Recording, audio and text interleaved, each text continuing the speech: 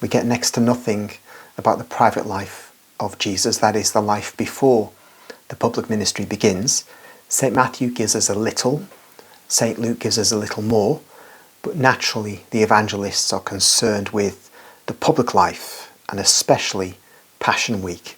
One can see that when one looks at the Gospels, a great chunk of them is taken up with Passion Week, and that's totally understandable and quite proper.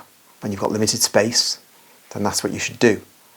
However, with the gift of the visions that Jesus gave to Maria Valtorta, we have much more of the private life. I've recorded videos on the time prior to the conception of the Blessed Virgin Mary, and then the life of the young Virgin Mary, her going into the temple, her betrothal to Saint Joseph, the marriage, their time in Egypt, and so on. Now I'm just going to read the conclusion to that private life, because immediately after that chapter, comes the commencement of the public life of Jesus, or another video I'm going to record, which is the depiction of Jesus leaving the family home, which is very poignant. But for now, Mary gives us some thoughts on St. Joseph and Jesus in this chapter headed Conclusion of the Private Life. It's number 43 of volume 1 of the hardback Poem of the Man God. A vision given to Maria Valtorta on the 10th of June 1944. Mary says, "Before handing in these notebooks, I wish to add my blessing. Now, only if you wish so, with a little patience, you can have a complete collection of the private life of my Jesus, from the Annunciation to the moment that he leaves Nazareth to start his public life. You have not only the dictations, but also the illustrations of the facts that accompanied the family life of Jesus.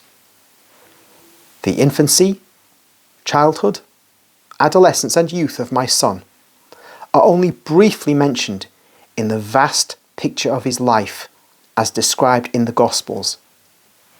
There he is the master. Here he is the man.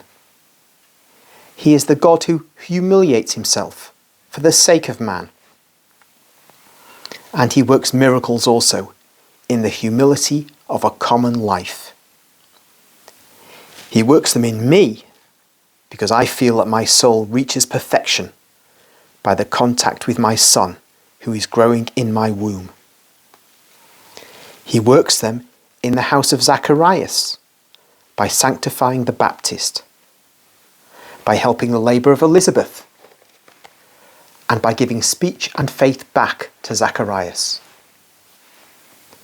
He works them in Joseph, opening his spirit to the light of such a sublime truth, which he could not understand by himself, although he was just. And after me, Joseph is the most blessed by this shower of divine gifts. And just an interruption there. So perhaps we could say, just as Mary is most blessed amongst women, Joseph is most blessed amongst men. Consider how much progress he makes. I mean spiritual progress. From the moment he comes into my house to the moment of the flight into Egypt. At the beginning, he was but a just man of his times. Then, by successive steps, he becomes the just man of Christian times. He acquires faith in Christ, and he relies so securely on that faith that from the sentence he pronounced at the beginning of the journey from Nazareth to Bethlehem, "What shall we do?" a sentence which reveals the whole man with his human fears and his human worries, he passes on to hope. In the grotto, before the birth, he says, it will be better tomorrow. Jesus, who is approaching, already fortifies him with this hope, which is one of the most magnificent gifts of God. And from this hope, when he is sanctified by the contact with Jesus, he progresses on to daring. He always wanted to be guided by me because of the venerable respect he felt for me. Now, he manages himself, both spiritual and material matters. And, as head of the family, he decides when there is a decision to be taken.